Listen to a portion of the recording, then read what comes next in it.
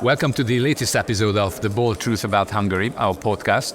Keep in mind that we always say what we mean and we mean what we say. This is a proverb by the Prime Minister, actually, that it would be very easy with us Hungarians, but I believe this time with not simply the audience, but the participants of CPAC, including Andrej Babiš, who is the former Prime Minister of Czechia. This is the new official name for your country instead of the Czech Republic, if I'm not, or there's an intention to do that? I call it Czech Republic, so all right. I'm conservative. Czechia is a very nice name. No, I don't so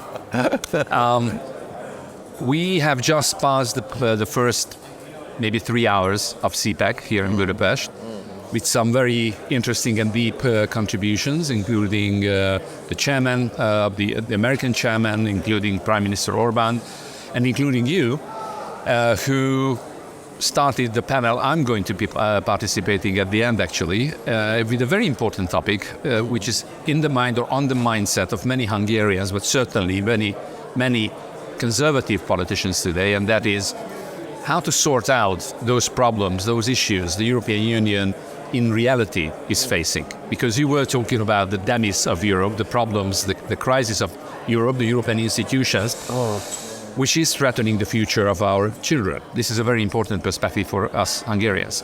Could you just summarize what is really on your mindset? I'm sorry, just one more sentence. You are coming from business, as you rightly put this out in your contribution, but also before we started recording. And one of your suggestions was that indeed the EU institutions solutions suggested should be taken as a family, as in a family business, and that is always keep in mind that what you decide today is going to have an immediate effect, but also effect on the aftermath of your own life.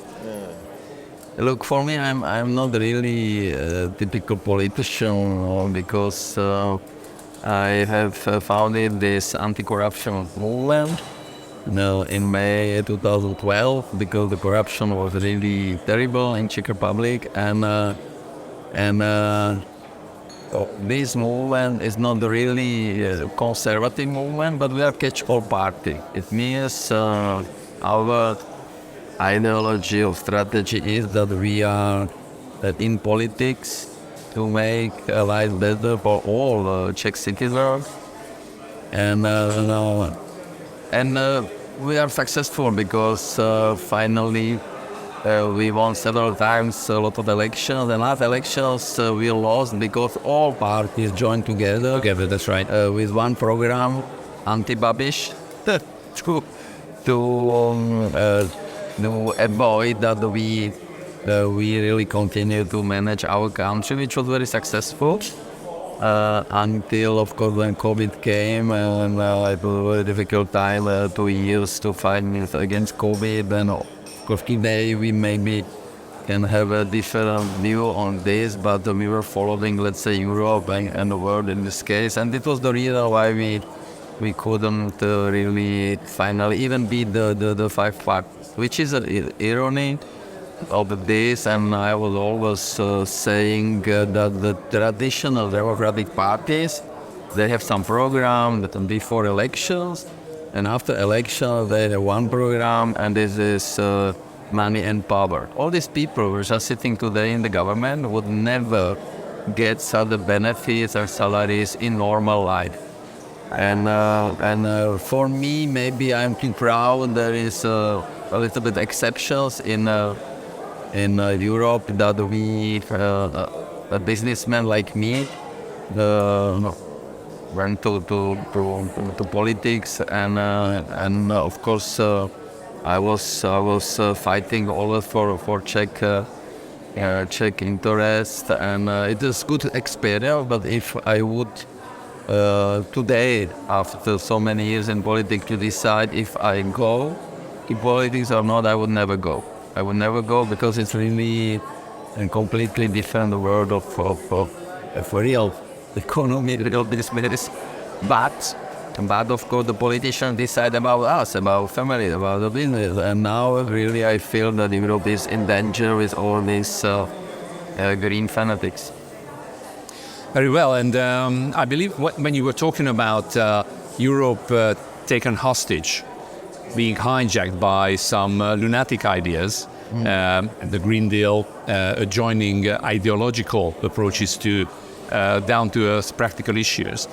I believe you yourself experienced basically that hijacking in the campaign against you, as you suggested. An anti-Babiš campaign was set up, corruption charges, cornered you. It was Short, we all. there was not corruption. It was invented.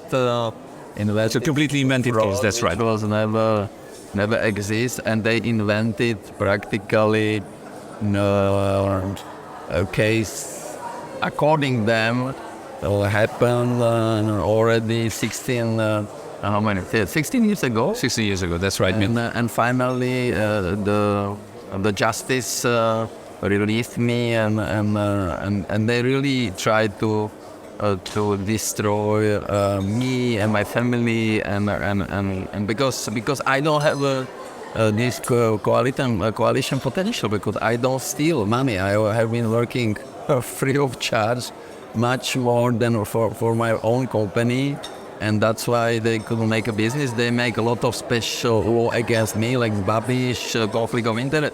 And this conflict of interest was invented in Europe.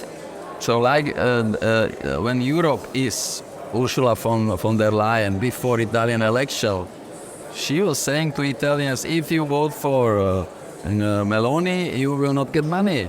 Or That's right. with Viktor Orban, or with me, or Janša when the presidency. So they want to decide who will win elections, who will win the government, how it will work. These people.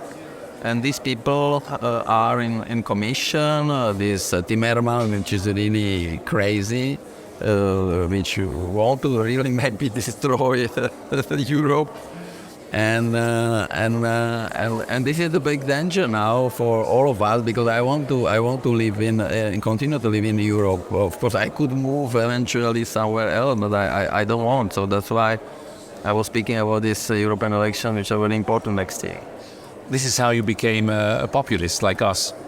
But I'm proud for it, because if you read in Wikipedia what is populism, it means that you fight for the let's say wishes of people which don't agree with the government, and this government, the founder of only conservative party at the beginning, the Civic Democratic Party in Czech Republic, President Klaus is here, and was here last year.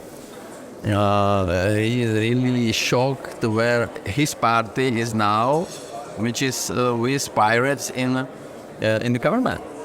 Just because this program to practically avoid influence of my movement.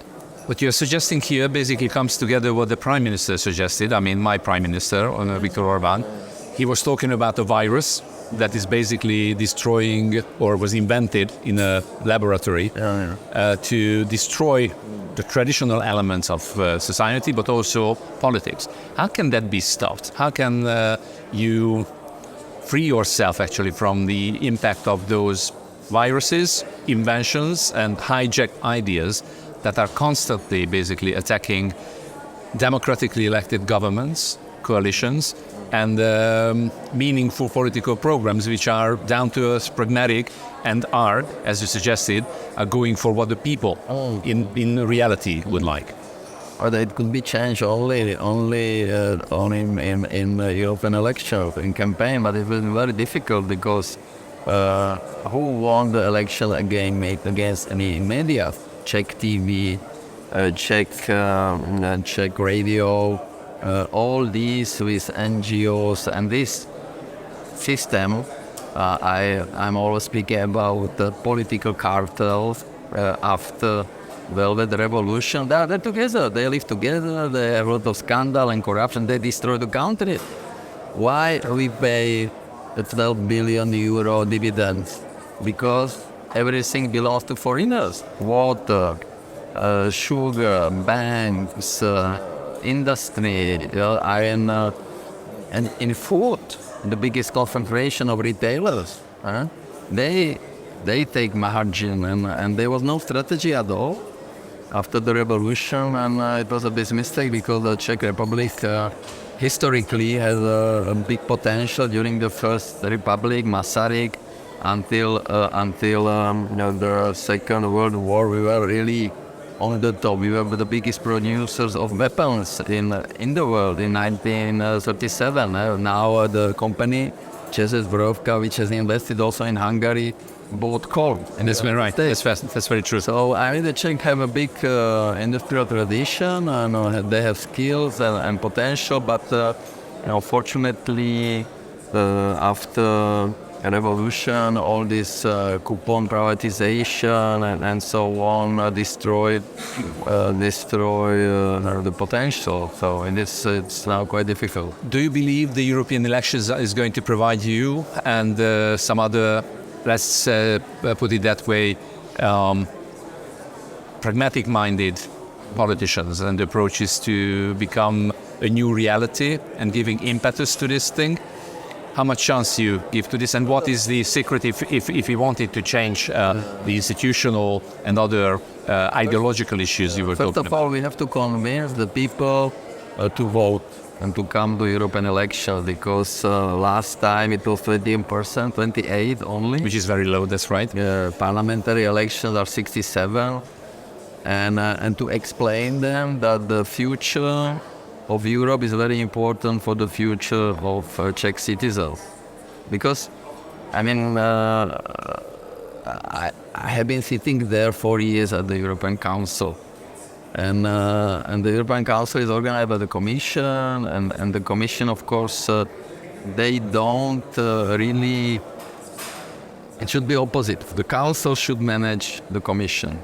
And the Commission tries through money influence the politics. So that's why we have seen it during COVID. There was no vaccine, there was no health, medical instrument and so on. So Europe has this problem, and they do nothing to, or let's say, to put some strategy and how to avoid this danger on the long term.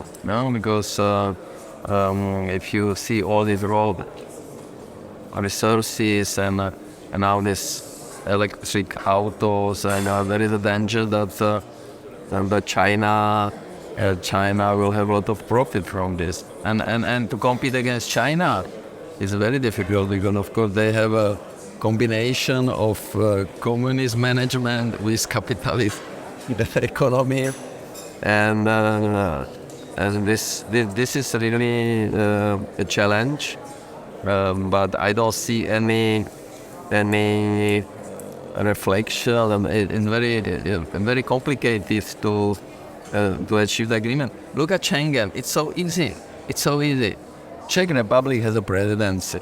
Yeah, our prime minister, it was totally catastrophic performance. Nothing. No even one special European Council. Emmanuel Macron, which is really my friend, has organized 4 special European Council, even this European community in Prague, 45 countries. So why Bulgaria and Romania, they're waiting for 9 years, that's right. Right? That's right. And Austria was again, why? The Prime Minister should call the Austrian Prime Minister and push him to accept it. So, and West Balkans, so why they are speaking now about of course, candidacy of Ukraine? My friend Goran Zlajev, he changed the name.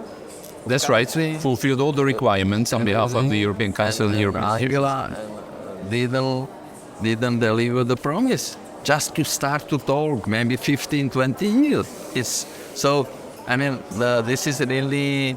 and Schengen, look at I have been in North Macedonia on the border, it's Greece. And all these illegal migrants organized by smugglers, which made 6 billion euro per year money on them, they were coming from Schengen area to North Macedonia. That's very much true. So I mean, it's really not logical, and it could be easy, because Schengen is security, is safety, and I remember when I have been a minister of finance, and at that time Croatia was not in Schengen, and I had a diplomatic passport. I came with the boat. I was waiting 2 hours to get in the Croatian territory, which was non Schengen, so the no Schengen area is more safe. And for you coming from business, it means a lot actually, because we all know that your business has to wait at the borders. If you, if you let me just one final element and let you go, and we go back to the stage. We hear a lot less about the V4 recently, for obvious reasons. I believe this is one push coming from probably the Commission and obviously the European institutions to, try to put down that V4 as much as possible, because they were speaking up from a different perspective. As a matter of fact, from the perspective you just mentioned, do you believe there's a future for the V4 even in this format, or we need to change back with like-minded prime ministers to be able to come up again? V4 was created that time was so hollow, but I don't think it's coming from Commission. It's coming from the people. Prime Minister. I mean, trying to push it down is coming from the Commission, and that is how to lose the voice. Maybe. I agree with you that it is indeed the Central European people actually who would like. In the case of Czech Republic, the Prime Minister, I think he secretly admired Viktor Orbán because he has written a fantastic book of conservatives. But the partner in coalition, the Pirates and the other party, don't want that the Prime Minister meet and come here. And I think it's really ridiculous, because he was just visiting a lot of Asian countries. Everybody wants to buy the fighters from Aerovodofody, which belongs to Hungary. That's right. That's right. 40% of distribution of gas belongs to Hungary. So it was about people. And under my time, when I had the presidency before, I was organizing the meeting with Prime Minister by SMS. Without protocol, and it was functioning perfectly. And it was Morawiecki, Pellegrini, Viktor Orbán, and me, and we really achieved a lot. Even when I call it the battle for this position, Game of Thrones, which will be, of course, again, Council, Commission, and the whole night they will make a business, and who will be where. So we had lots of influence, and Ursula von der Leyen, after she was nominated, she went to Paris and then to Warsaw. And V4 was functioning very good because this region is really very good in economic results, debt, and all other let's say results. So, but now it's over, because the actual government, Czech government, they created everything which I was promoting. I was promoting the V4. And we achieved with Viktor Orbán a lot. Taxonomy, illegal migration, and money. I was fighting 4 nights and 5 days for money for Czech Republic. I got the extra 1.6 billion euro. And Viktor Orbán is now the oldest politician in European Council, and of course Emmanuel Macron also. But we try to have a good relation. So V4 is very important, and hopefully maybe after Slovakian election, so we will see what will happen in Poland. On 13 December 2021, and I have been here. V4 and Emmanuel Macron, we were explaining Macron practically until midnight about the rule of law in Poland. The Poland wasn't the same black sheep like Hungary at that time. Now they forgot everything. That's right, because they managed to put it down to common sense and to convince him. That's right. So that's why they are really. This is not really true what they are saying, and it's a pity. Now, of course, Poland changed the strategy. They want to be, I don't know, maybe nuclear power, and of course they play a very active role in this